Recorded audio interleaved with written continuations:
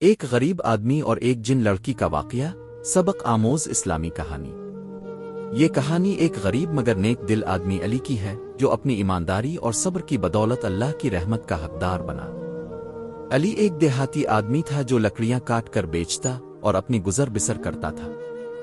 اس کا ایمان مضبوط تھا، مگر غربت نے اسے بہت آزمائش میں ڈال رکھا تھا۔ کئی دن ایسے بھی آتے جب وہ صرف پانی پی کر سو جاتا، مگر کبھی حرام کا ایک لقمہ بھی اپنے پیٹ میں نہ جانے دیا۔ ایک دن وہ جنگل میں لکڑیاں کاٹ رہا تھا کہ اچانک اس کی نظر ایک حسین و جمیل لڑکی پر پڑی جو ایک بڑے درخت کے نیچے بیٹھی رو رہی تھی۔ علی نے حیران ہو کر پوچھا، اے بی بی، تم کون ہو اور اس سنسان جنگل میں کیا کر رہی ہو؟ لڑکی نے روتے ہوئے جواب دیا، میں ایک جن زادی ہوں۔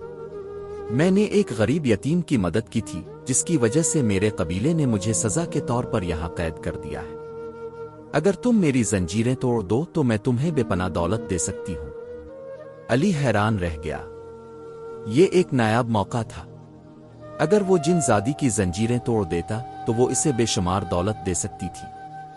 اس کی غربت ہمیشہ کے لیے ختم ہو سکتی تھی۔ مگر اچانک اس کے دل میں خیال آیا، یہ تو آزمائش ہو سکتی ہے۔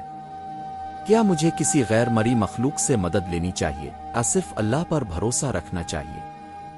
اس نے گہری سانس لی اور کہا، میں تمہیں آزاد نہیں کر سکتا، کیونکہ میرا ایمان ہے کہ رزق صرف اللہ دیتا ہے، نہ کہ کوئی جن یا انسان۔ اگر اللہ چاہے گا تو وہ خود میری مدد کرے گا۔ یہ سن کر جن زادی حیران رہ گئی۔ وہ بولی، میں نے ہزاروں انسانوں کو آزمایا، مگر آج پہلی بار کسی کو اتنا مضبوط ایمان والا پایا۔